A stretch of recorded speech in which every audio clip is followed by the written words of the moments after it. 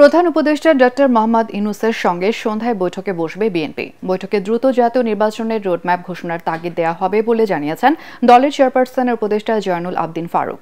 জাতীয় প্রেসক্লাবের সামনে অবস্থান কর্মসূচিতে তিনি বলেন, নির্বাচন বিলম্বিত হলে পতিত স্বৈরাচার এর সুযোগ নিয়ে দেশে বিশৃঙ্খলা এবং অস্থিতিশীল পরিস্থিতি সৃষ্টি করবে।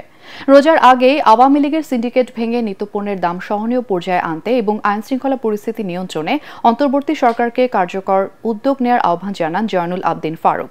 দেশের বিভিন্ন স্থানে বাসাবাড়ি এবং স্থাপনায় হামলা ভাঙচুরের বিরোধিতা করে তিনি বলেন, স্বৈরশাসক শেখ হাসিনার দুর্নীতি দুঃশাসনের ইতিহাস নতুন প্রজন্মের সামনে তুলে ধরতে হবে। মাননীয় প্রধান উপদেষ্টার সাথে বিএনপির প্রতিনিধি সাক্ষাৎ করবেন। আগামীকাল 11 তারিখে সারা বাংলাদেশে রোজার আগে কেন্দ্রীয় কর্মসূচি আমাদের শুরু হবে।